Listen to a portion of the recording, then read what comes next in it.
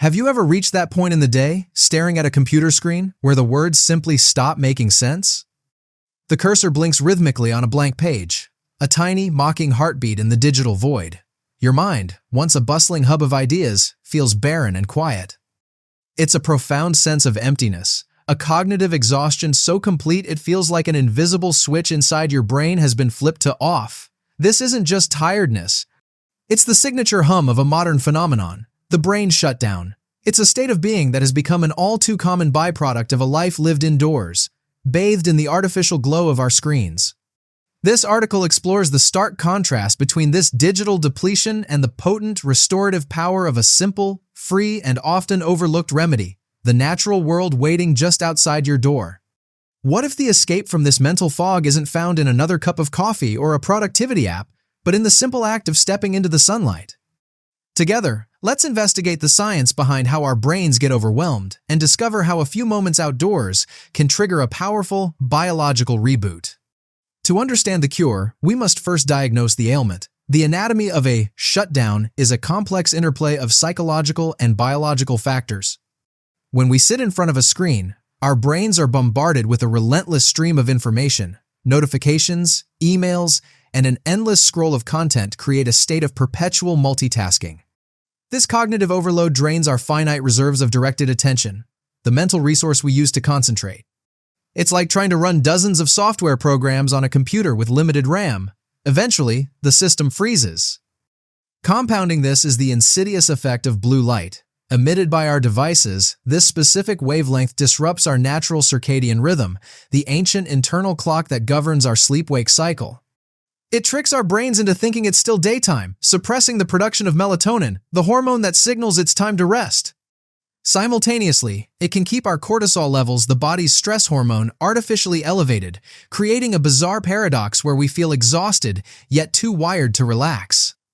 We are tired but tense, a hallmark of digital burnout. Finally, our visual system becomes fatigued by the sheer monotony. Staring at a fixed, flat screen robs our brain of optic flow, the natural stream of visual information we process when we move through a three-dimensional world.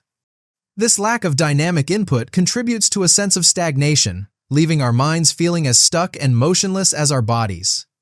But then, you make a choice. You push back from the desk, the chair groaning in protest, and walk away from the screen's hypnotic pull. The moment you step outside, the world shifts. The air feels different, thicker, alive. The warm, unfiltered light of the sun lands on your skin, and it's an immediate, tangible sensation, a stark contrast to the sterile glow of the office. This isn't just a change of scenery. It's a fundamental shift in your biological environment, and your brain responds instantly. This is the sunlit reboot. The science behind this natural reset is as elegant as it is powerful. When sunlight touches your skin and enters your eyes, it signals your brain to ramp up the production of serotonin. Often called the happy molecule, serotonin is a neurotransmitter that elevates mood, fosters a sense of calm, and sharpens focus. It acts as a natural antidepressant, cutting through the fog of anxiety and mental fatigue that cortisol leaves in its wake. This is why a simple walk outside can feel so profoundly clarifying. You are literally bathing your brain in the chemistry of well-being. Furthermore, nature engages our minds in a completely different way than a digital environment does.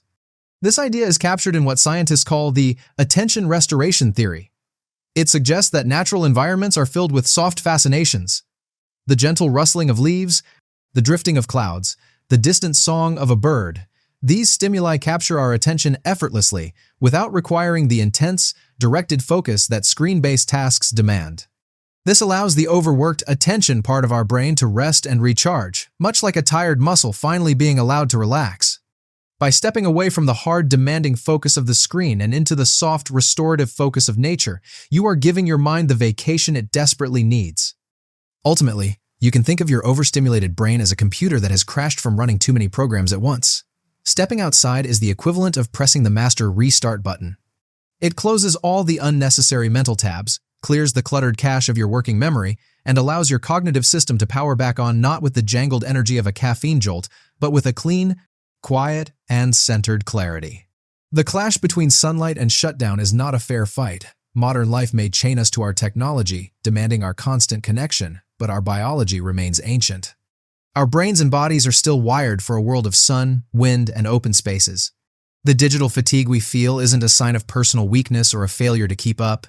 It is a vital, healthy signal from a system pushed past its evolutionary limits. It is our body's gentle, persistent plea for us to return to the environment we were designed for. So, how do we navigate this conflict? Instead of viewing a short walk outdoors as an indulgence or a form of procrastination, we must reframe it as an act of essential brain maintenance. It's not laziness, it's a strategic intervention. The next time you feel that familiar mental fog rolling in, when the screen begins to blur and your thoughts scatter, see it not as a problem to be powered through, but as a prompt to be answered. Try a simple experiment. Commit to a 10-minute Sunday walk. Leave your phone behind. Don't listen to a podcast. Just walk. Observe the light. Feel the air. Notice the small, quiet details of the world around you. And then, when you return, observe the difference in yourself. The choice between the screen and the sun is not a grand life-altering decision that happens once. It is a series of small, quiet choices made every single day. The reboot button is not a mythical solution hidden away from us. It is always there, waiting patiently, just a single footstep outside your door.